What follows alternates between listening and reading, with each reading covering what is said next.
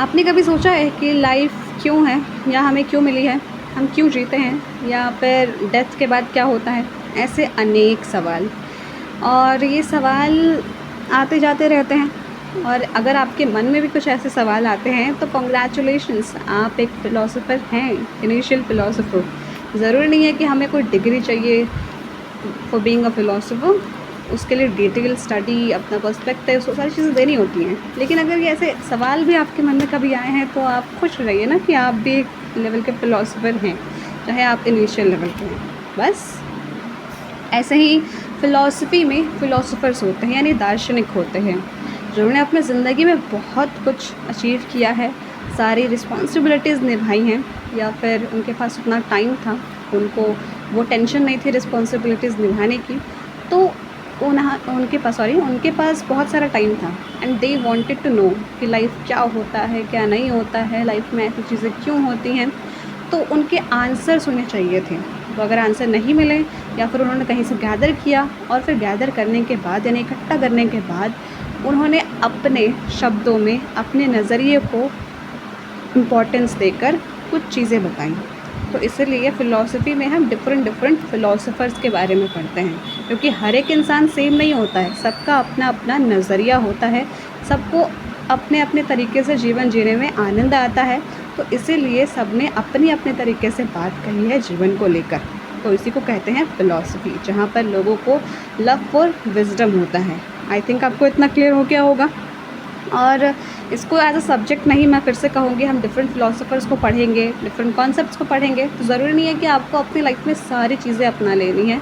आपको ये बात हमेशा याद रखना है कि लाइफ है, उसको आप अपने अकॉर्डिंग जिएंगे। कुछ बातें आपको अच्छी लग सकती हैं, हाँ, वो आप अपने लाइफ में फॉलो कर लें, बट इसकी कोशिश मत करिएगा कि जितनी भी बातें हम सीखेंगे, समझेंगे, वो सारी हम अपनी ज़िंदगी में एक ही बार में अप्लाई कर लें, नहीं तो फिर ज़िंदगी आप जी नहीं पाएंगे ना। तो उसके साथ साथ आगे बढ़ते हैं कि नेचर ऑफ फ़िलासफ़ी क्या होती है। तो उसमें आते हैं आपके 3 चीज़ें। क्रिटिकल थिंकिंग, कि फ़िलासफ़ी से हमें पता चलता है, या ये कहूँ कि फ़िलासफ़ी हमें वो करेज देती है जिससे हम सवाल पूछ सकें बिना डरे। सवाल कैसे? कि जो भी हमें आज तक सिखाया गया है, क्या वो सही है? ये क्वेश्चन अगर आप नॉर्मली किसी से पूछेंगे तो ऑब्वियस सा रिस्पॉन्स है कि डांट पड़ेगी कि ऐसा क्यों पूछ रहे हो। लेकिन फ़िलासफ़ी में यही मेन चीज़ें हैं, ये आपको बिना डरे सवाल पूछना सिखाते हैं। उसके साथ साथ यूनिवर्सल और फंडामेंटल क्वेश्चंस सेकंड कॉन्सेप्ट है, कि मैं कौन हूँ, मुझे लाइफ क्यों मिली है, ऐसे सवाल इस ब्रांच के अंदर आते हैं।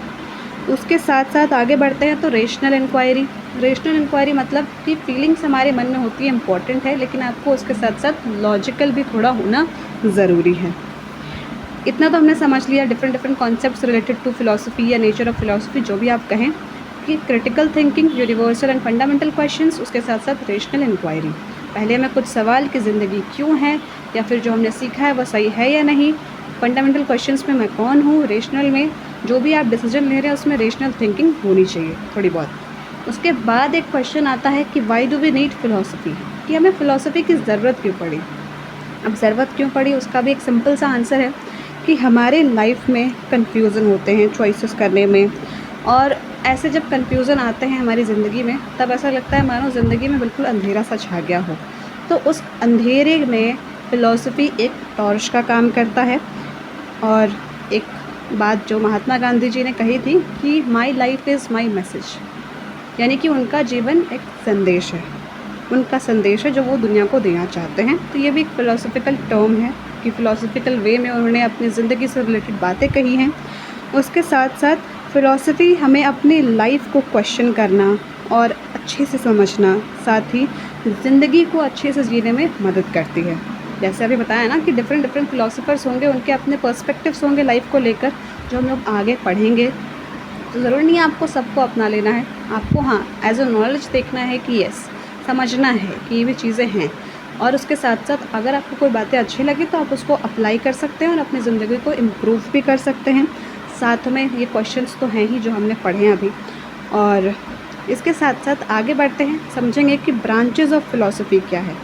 तो ब्रांचेज़ ऑफ फ़िलासफ़ी, सॉरी मैंने पहले आपको ब्रांचेस कहा था, बट वो नेचर के अंदर आते हैं। वो 3 चीज़ें, rational, universal and fundamental question. साथ में आपका फर्स्ट क्या था, क्रिटिकल थिंकिंग, तो वो नेचर में आएगा, ये आपका ब्रांचेज़ में आएगा। ब्रांचेज़ में क्या क्या है, वही सवाल हैं, बस उनको कैटेगराइज कर दिया गया है एक टॉपिक के अंदर।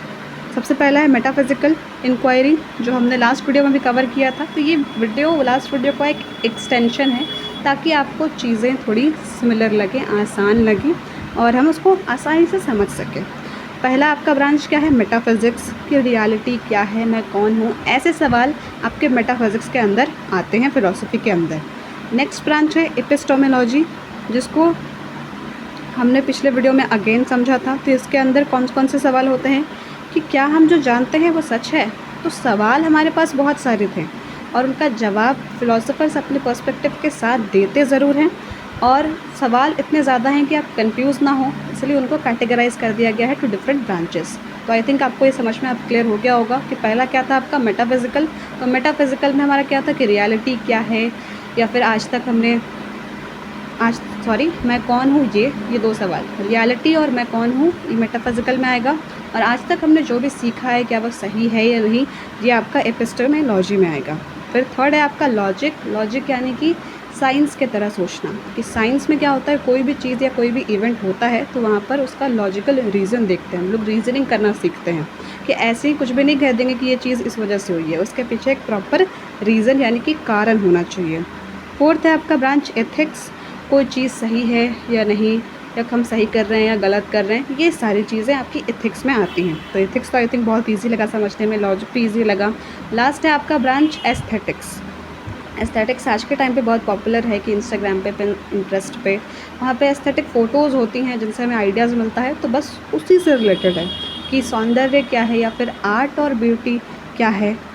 तो ये सारी चीज़ें हमने फ़िलॉसफी के डिफरेंट ब्रांचेस को समझा। बस शुरुआत के दो आपको ध्यान रखने हैं, आई थिंक बाकी के तीन तो हमें नाम से ही पता चलते हैं कि ब्रांचेस में क्या होता है। बस एपिस्टेमोलॉजी और मेटाफिज़िक्स याद रखना है, और फ़िलॉसफी एक जीने का तरीका है, तो उसमें कंफ्यूज नहीं होना है।